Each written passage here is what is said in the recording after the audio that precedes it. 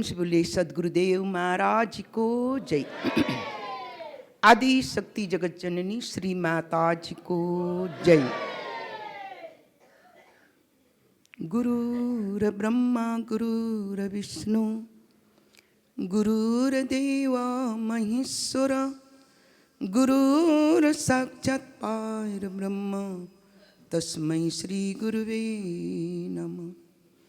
वंदौ गुरुपदकंज कृपा सिंधु नररूप हरि महामोहतम पुंज जासु वचन रवि कर्णिकर। श्री सद्गुरुदेव महाराज को जय। भगवान श्री पशुपतिनाथ को जय।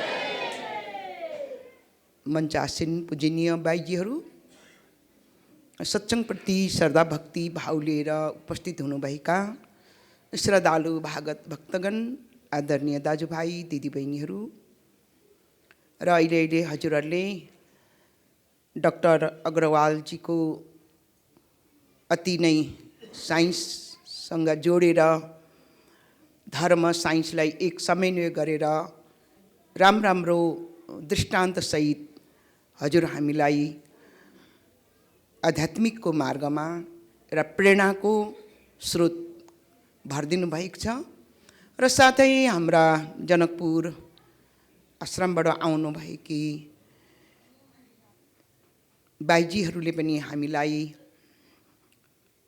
वास्तवमा मायाले कसरी ठगेको छ भन्ने विषयमा अति नै सारगर्भित प्रवचन दिनुभयो र हेर्नुहोस्, साँच्चै नै हामीलाई मायाले ठगिरहेको छ। तर हामीले मायालाई नै मायाकै धेरै पूजा गर्यौँ, मायालाई नै हामीले चिनेनौँ। तब नै हामी के हुँदैछौँ, त्यसै हाम्रो उमेर व्यतीत भइरहेको छ मायाको सेवा गरेरै, मायाकै पूजा गरेर। अन्तमा त मायाले साथ दिँदैन, यो सबै माया तोडेर जानै पर्छ। भक्तहरूले भजन सुनाउनुहुन्छ कि मायाको डोरी नकाटे कसोरी प्रभुको दर्शन पाउने हो, गुरुदेवको दर्शन पाउने हो। यो संसार केवल एक नाटकशाला हो, विषय वासना नरक लाने विषको प्याला हो। विषय जालमा परी भुलेर यसरी, विषय जालमा परी भुलेर यसरी बैतरनी तर्छौ कसरी ओ, भवसागर तर्छौ कसरी। मायाको डोरी नकाटे कसोरी प्रभुको दर्शन पाउने हो, गुरुदेवको दर्शन पाउने हो। साँच्चै नै भक्तहरूले अनुभव गर्नुभयो, मायाको डोरी नछिनाइकन ईश्वरको पनि दर्शन हुँदैन, गुरुदेवको पनि दर्शन हुँदैन भनेर। अवश्य हो, तर मायाको डोरीलाई कसरी काट्ने, कसरी छिनाउने भन्दा हजुरहरू कन्फ्युज हुनुहुन्छ होला।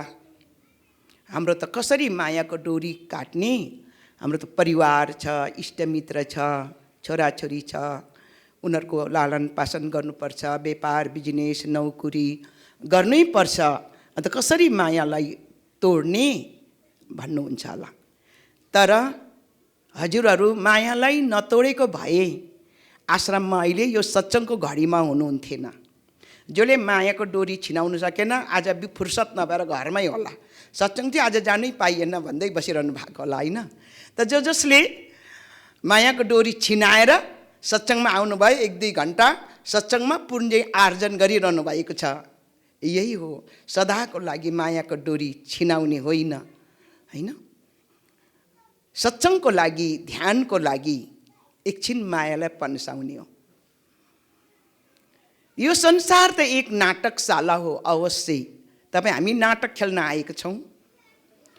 बुवाको, आमाको, हजुरबुवाको, हजुरआमाको, बुहारीको, नातिको, भान्जाको, भान्जीको, मामाको, माइजूको, दिदीको, बहिनीको, ज्वाइँको, भेनाजुको इत्यादि हामी यहाँ नाटक खेलिरहेका छौँ। त जसको पाठ सकियो पर्दा खस्छ होइन। त जसको यहाँ नाटकको खेल समाप्त हुन्छ उसको पर्दा खस्यो, दोबारा मानिलिउँ संसारको मञ्चमा उपस्थित हुँदैन, किन उसको पाठ छोटो थियो गयो होइन। कसैको पाठ लामो हुन्छ, नाति पनाति भन्दा लामो बाजेको पाठ हुन्छ होइन, कसैको बुहारीको पाठ लामो हुन्छ होइन। त यो त नाटकशाला हो। त एउटा नाटकशाला हो। विषय वासना भनेको नर्क लाने विषको प्याला हो। विषय वासना नै सेवन गरिरह्यौँ भने त यो त अवश्य नर्क लाने हो। त्यसकारण विषय जालमा परि भुलेर कसरी बैतरनी तर्छौ कसरी। एक दिन त हामी बैतरनी तर्नु छ भने बैतरनी तर्ने अन्तिम श्वास लिइरहेको कसको घरमा बाछी छ तानेर लिएर ल बैतरनी तारे करे, बाछीको पुच्छर समातेर बैतरनी तार्यो। अब उतर्यो बैतरनी, बिचारा त्यो बाछी त 84मा छ, उसको पुच्छर समातेर हामी कसरी बैतरनी तर्छौँ होइन, गोदान गरेर। हामी त मनुष्य हो, ऊ त पशु हो। तर एउटा लक्ष्मीको उपमा पाएको छ होइन, माताको उपमा पाएको छ। तर पनि बिचारा ऊ माताको उपमा पाए पनि, लक्ष्मीको उपमा पाए तापनि उसले ध्यान सुमिरन गुरु धारण गर्नु सक्दैन होइन। त अब हामी उसको पुस पक्रेर बैतरनी भन्छ, गोदान गरेर भन्छ। गो भनेको ज्ञान हो है। त आज ज्ञानले भवसागर तार्ने हो। त बैतरनी तर्छौ कसरी भवसागर। हामी हजुरहरू बैतरनी त गोदान गरेर तर्छौँ भनेर भरोसा नपर्नु होला। या भरोसा परिरहनु भएको छ भने सत्सङ्गबाट बुझेर जानुहोस् है, बुझेर जानुहोस् है, भरोसा नपर्नुहोस्। र यसकारण मायाको डोरीलाई गुरु महाराजजीको ध्यान सुमिरन ज्ञानद्वारा नै यसलाई हामी केही छिन छुटाउन सक्छौँ। जब हामीले एउटा मान्छेले भनेछ अरे, के भएछ अरे भने रुखलाई अङ्कमाल गरेछ अरे, रुखलाई समातेर चिच्याउँदो रहेछ अरे, कराई कराई चिच्याउँदो रहेछ अरे। मलाई रुखले समात्यो, मलाई रुखले समात्यो, मलाई छुटाउ न, मलाई रुखले समात्यो भनेर चाहिँ बहुत चिल्लाइरहँदो हुँदो रहेछ अरे। सबले सुनि यसलाई रुखले समात्यो अरे, अरे कसरी समात्यो रुखले भनेर जाँदा त उसैले रुखलाई अङ्कमाल गरिरहेको रहेछ अरे। अरे मूर्ख, तिमीले रुखले थोरै तिमीलाई समातेको छ, तिमीले रुखलाई समातिरहेको छ, छोडिदेऊ भनेर भनेछ अरे। त्यस्तै आज हामीलाई मायाले बाँध्यो भन्छौँ होइन, तर हामीले मायालाई अङ्कमाल गरिरहेको छौँ। हामी त मायामा फस्यौँ, मायाले बाँध्यो हामीलाई, जमजालले घेर्यो भनिरहेको छ। अब पसिरहेको छ, उम्किनु चाहँदैन, दोष लगाए मायालाई होइन। हाम्रोमा त सामर्थ्य छ नि मायालाई ठेकान लाउने, सामर्थ्य हामीसँग छ। तर मायासँग यो सामर्थ्य छैन। हामी त त्यो मायालाई चिन्ने सामर्थ्य छ, मायालाई ठाउँ लगाउने सामर्थ्य छ। केले भन्दा हामी मनुष्य हौँ, विवेकशील प्राणी हौँ र हामी ज्ञान ध्यान प्राप्त गर्छौँ, आत्माको भलाइ गर्छौँ, उद्धार गर्छौँ। हाम्रै अन्तरात्मामा अगाध शक्ति छिपेको छ। यो शक्तिको भण्डार हो। बाहिर शक्ति छैन, प्रत्येक मानव एक शक्तिको भण्डार हो। तर खोलेर हेर्नु सक्नु पर्यो नि होइन। त आज हामी बाहिर खोज्छौँ, बाहिर खोजेर त हामी पाउँदैनौँ। मोको कहाँ ढूंढे बंदे, मैं तो तेरे पास में, ना मैं मंदिर में, ना मैं कैलाश में, ना मैं काशी में, ना म कैलाश में छु, ना मंदिर में छु। खोजो तो मिल जाऊंगी पल भर के तलाश में, खोजी गरम म पल भर को तलाश में प्राप्त हुन्छु, मलाई कहाँ खोजिरहेको छौ भनेर। हामी त बाहिर खोजिरहेको छौँ। त यसकारण हामी यति सामर्थ्यवान भगवानले बनाएर संसारमा जन्म दिनुभयो। मनुष्य प्राणी सब प्राणीहरू मध्ये सर्वश्रेष्ठ प्राणी और विवेकशील प्राणी हो। यही मनुष्यले नै हर चीज गर्न सक्छ। सकल पदार्थ है जगमाई, कर्महीन नर पावत नाही। सम्पूर्ण शक्ति यो संसारमा छ, तर कर्महीन भयौँ भने केही पनि प्राप्त गर्न सक्दैनौँ। कर्म त गर्नु पर्यो। कर्म प्रधान विश्व रची राख, जो जस कर तस फल चाख। जस्तो कर्म गरे त्यही फल प्राप्त हुन्छ। आज हामीले काँडाको खेती गर्छौँ त काँडै काँडा बढ्छ। त्यो काँडालाई जति जोगाउँछु भनेर जोगिनु भयो। म खेती त काँडाको गरेको छु, घोच्चै घोच्छ, एक दिन जति जोगिन्छु भन्दा पनि एक दिन त्यो काँडाले घोच्छ नै घोच्छ होइन। तर फुलको खेती गरे भने फुलै फुल बढ्छ। पोइजनको खेती गऱ्यो भने पोइजनै पोइजन बढ्छ। अमृतको खेती गऱ्यो भने अमृत बढ्छ। त यसकारण जस्तो कर्म गरे त्यो फल पाउँछ। यसकारण हामीले खेती गरौँ अमृतको, नामको खेती गरौँ, नामको सुमिरन गरौँ। नामको सुमिरनले हाम्रो के बढ्छ? पुण्य बढ्छ। नाम जप कलु आयो गुरु नानक देव भन्नुहुन्छ नामको सुमिरन गर्न कलियुग आइरहेको छ, नामको सुमिरन गर भनेर। नामको सुमिरन सर्वश्रेष्ठ निरन्तर नामको सुमिरन। उठत बैठत सोवत जागत नाम, नानक सद्भई तिनके काम। हर घडी उड्दै बस्दै खाँदै कर्म गर्दै हर घडी नामको सुमिरन हुन्छ। र यो खेती गऱ्यौँ त अनुभूति खेती हाम्रो बढ्दै जान्छ। त सन्तहरू भन्नुहुन्छ चेतरे नर चेत प्यारे, अब तो मन में चेतरे। धर्म की बीच नहीं बोयो, खाली रह गया खेतरे। चेतरे नर चेतर प्यारे, अब तो मन में चेतरे। अब मनुष्य शरीर पाएर पनि हामी चेतेनौँ भने, होस खोजेनौँ भने अधोगति त प्राप्त हुन्छै हुन्छ। यो हृदय रूपी जो खेती छ, यहाँ धर्मको बीज नहीं बोयो, पुण्यको खेती गरेनौ, नामको खेती गरेनौ भने तू मर के हवे प्रेत अरे। तँ मरेपछि प्रेत जुनीमा जान्छस् भनेर भने।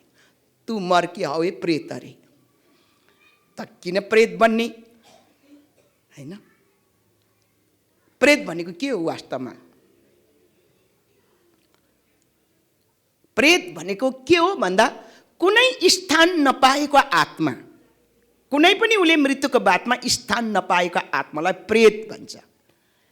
अनि हिजोआज यस्तो एउटा भाइरस भइरहेको छ, देउता उत्र्यो भन्ने होइन, यति धेरै व्यापक छ। देउता उत्र्यो रे, देवी उत्र्यो रे, देउता उत्र्यो रे भन्ने।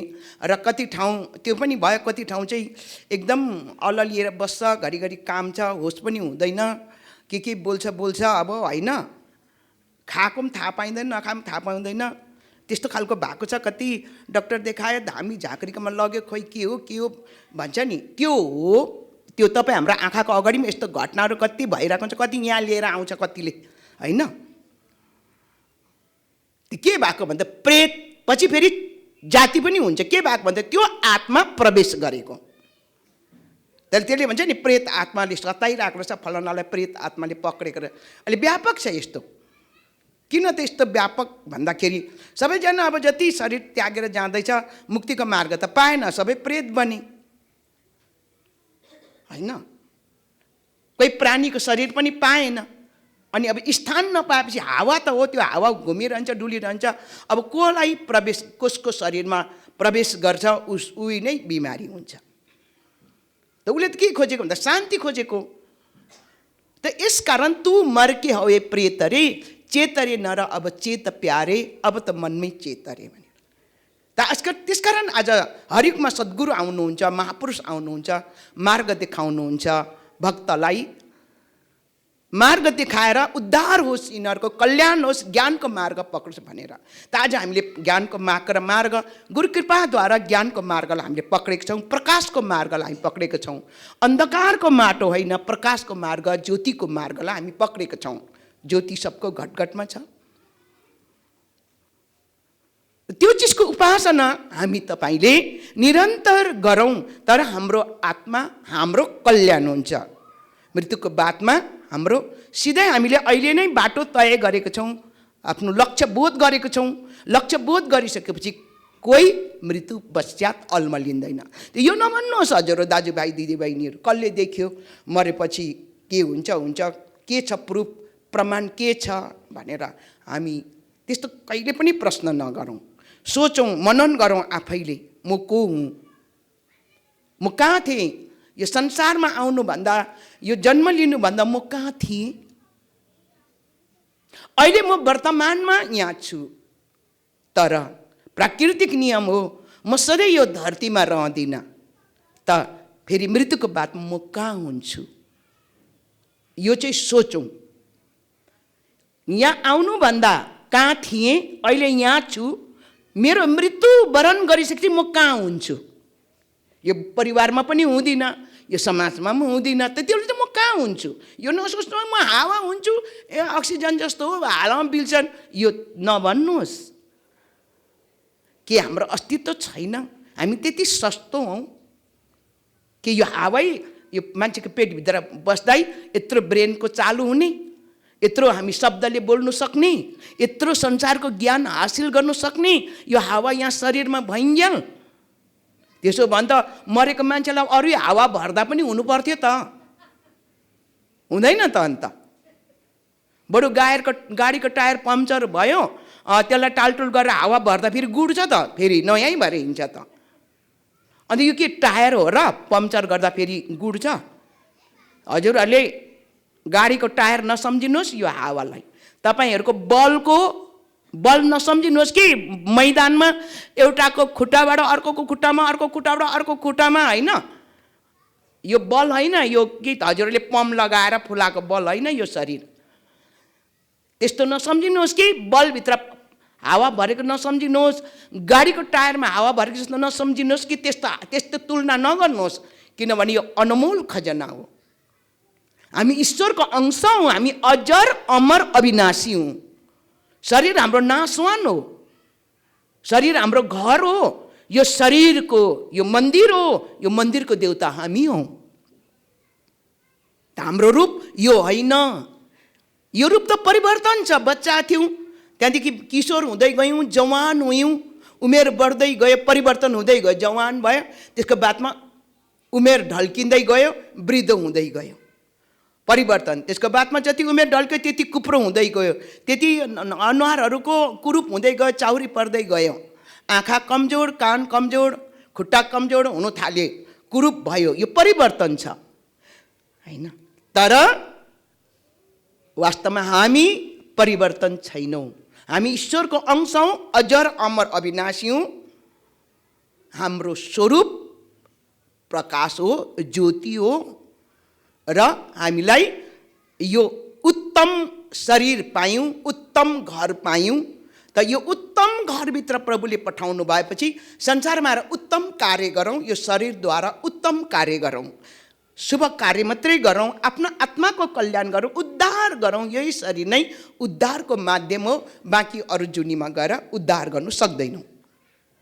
र यो शरीरमा हामीले आफूले आफूलाई चिन्छौँ, आफ्नो भलाइ आफै गर्छौँ, तब नै शरीर त्यागेर गएपछि पनि हामी त्यो आफ्नो अंशमा मिल्न सक्छौँ, अंशलाई प्राप्त गर्नु सक्छौँ। म कहाँबाट आएको थिएँ भन्ने तत्त्वमा पुग्छौँ। त्यसको बादमा फेरि हामीले यही जीवनमा पूर्ण अनुभूति, पूर्ण मोक्षको अनुभूति गरेको छैनौँ। फेरि पनि ज्ञानीको कुलमा, मनुष्यको कुलमा आएर फेरि पनि हामी बचपनदेखि हाम्रो आचरणले, हिजोको भक्तको आचरणले, हिजोको पुण्यको आचरणले बचपनदेखि अध्यात्मवादी, धर्मपरायण, दयालु हाम्रो स्वभावहरू हुँदै जान्छ। बच्चादेखि नै कस्तो स्वभावको छ, भजन कीर्तन मन पराउँछ, मन्दिरमा जानु मन पराउँछ हैन? किन त भन्दा उस हिजो पुण्य गरेको थियो। अब हिजो पुण्य नै गरेको थिएन त मान्छेको चोलामा आएर पनि भजन कीर्तनदेखि बोर लाग्ने, मन्दिरदेखि बोर लाग्ने, साधु सन्तको दर्शन गर्नु भने झिझो लाग्ने, अनि अभिमानी, क्रोधी, ड्याम ड्याम म भन्दा अरू को छ र, यिनीहरू को हो र, अरे म यस्तो के भन्छ नि अहमता, यो भावना लिएर दौडिरहेको हुन्छ। किन भन्दाखेरि बिचरा हिजो कस्तो युनिमा परेको थियो, कस्तो कर्म गरेर मरेको थियो, फेरि पनि भगवान्ले कृपा गरेर मौका दिँदैछ, मनुष्य शरीरमा दिइहालौँ, एकपल्ट मौका दिइहालौँ, फेरि पनि पुण्य कमाज भनेर फेरि पनि त्यो संस्कार घटेन उसको हैन। अन्तमा कहाँ जाने हो, फेरि अर्को जन्ममा कहाँ जाने हो, अधोगति जाने हो। मान्छेको शरीर भएर पनि गोगा, लाटा, लङ्गडो, कुजे भएर जन्मिने हो। किन भन्दा कर्मफल, त्यसले गर्दा कर्म प्रधान विश्व रचिराख, जो जसो कर तस फल चाख। यसरी त्यसले गर्दा खुब भजन सुमिरन नामको स्मरण गर्नुहोस्, ध्यान गर्नुहोस्, ज्ञान प्राप्त गर्नु भएको छ। अघि हाम्रो पूर्ववक्ता गुरुभक्त डाक्टर अग्रवालजीले जो भन्नु हुँदै थियो, भक्ति गुरुलाई चिन्नुपर्छ, भक्ति जिज्ञासु अनि उपदेशी, त्यहाँबाट भक्त बन्नुपर्छ भनेर, प्रेमी त्यहाँबाट भक्त बन्नुपर्छ भनेर स्टेप बताउनु हुँदै थियो। अवश्य हो। र त्यसले गर्दा हजुरहरू भजन साधन अभ्यास गर्नुहोस् र गुरुलाई चिन्नुको लागि यो आँखाले होइन, अन्तर्जगतभित्र जसले मेडिटेसन ध्यान गरेर अन्तर्जगतमा प्रवेश गरेर अध्ययन गर्छ, यो जुन मेडिटेसन ध्यानको क्लास हामीले सिकेको छौँ, हजुरले पनि सिक्नु भएको छ गुरुमाजी कृपाले, जो ध्यान गर्छौँ यो अध्ययन हो। अध्ययन भनेको अन्तर्जगतमा तलासी गर्नु, खोजी गर्नु, तत्त्वको बोध गर्दै जाने गर्दै जाने गर्दै जाने, अध्ययन गर्दै जाने गर्दै जाने, तब उमा नै गुरु प्रेरणा, गुरु आशीर्वाद प्राप्त हुँदै जान्छ। तब उसले गुरुलाई कस्तो व्यक्ति हो, मेरो गुरु महाराजी को हो भन्ने कुरो चाहिँ उसले अन्तर्जगतबाट आत्माबाट चिन्नु सक्नुपर्छ। यो आँखाले होइन महापुरुष चिन्ने, त साधनले चिन्ने हो। तब अब शिष्य गुरु शिष्यको कस्तो सम्बन्ध हुँदैछ, त्यो प्रेरणा, त्यो करेन्ट, त्यो कृपा, त्यो शिष्यप्रति गुरुको त्यो कृपा कस्तो प्रकारको कृपा बर्सिँदैछ भनेर मैले जान्दिनँ। जसले मजाले गुरुप्रति समर्पण भावले कर्म गर्दैछ भने गुरुले उहाँलाई कृपा गरेको ऊ स्वयं नै अनुभूति गर्छ। तर मैले उसलाई तँलाई गुरुले कृपा गरेछ भन्नु सक्दिनँ। उसैले बोल्छ, अहो मलाई गुरुमाजीप्रति यति कृपा छ, मालिक पाएँ, मैले साँचो गुरु महाराज पाएछु। महाराजी साधारण व्यक्ति त होइन रहेछ, महाराजी महापुरुष रहेछ। अब कसरी भन्दैछ उसले भन्दा, उसले अन्तर्जगतबाट ध्यानबाट उसले परिचय गर्दैछ गुरु के हो भन्ने। त गुरुले पनि शिष्यलाई परिचय दिइरहेको हुन्छ, तर कर्म गर्नु सक्नु पर्यो।